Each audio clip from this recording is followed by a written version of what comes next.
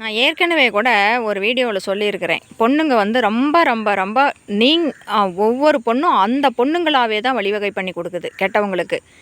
இது மாதிரி நிறையா சம்பவம் நடந்திருக்குது. காதலர்களோட தனியாக இருக்கிற நிறையா பொண்ணுங்க வந்து நிறையா இடத்துல வந்து ரவுடிங்க கிட்ட மாட்டியிருக்கிறாங்க. இப்போ பாருங்கள், அண்ணா பல்கலைக்கழகத்தில் இந்த பிரச்சனை வந்து அந்த பொண்ணு அவ்வளோ தூரம் போகணுமா? கத்தனா கூட கேட்க முடியாத அளவுக்கு தூரமாக போய் என்ன பார்லிமெண்ட் பிரச்சனையை பேச போகிறீங்களா? ஐநா சபை பிரச்சனையை பேச போகிறீங்களா? ஒரு காதலனும் எங்கே வேணாலும் உட்காந்து பேசுங்களேன், நல்லா தாராளமாக பேசுங்க, கூட்டம் இருக்கிற இடத்துல பேசலாம்ல.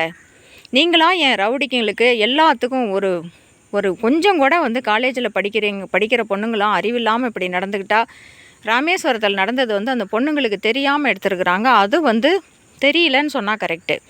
காதலனை கூட்டிக்கிட்டு கத்தனா கூட சத்தம் வராத இடத்துக்கு போக வேண்டியது. அங்கே 4-5 ரவுடிங்க கண்ணி வச்சு காத்திருக்குறாங்க.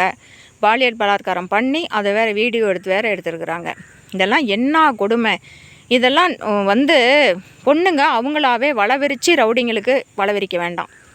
இனிமேலாவது இதை பார்க்குற ஒவ்வொரு பொண்ணுங்களும் லவ் பண்ண வேண்டான்னு சொல்லலை. ஆனால் ஒதுக்குப்புறமா எதுக்காகவும் போகாதீங்க.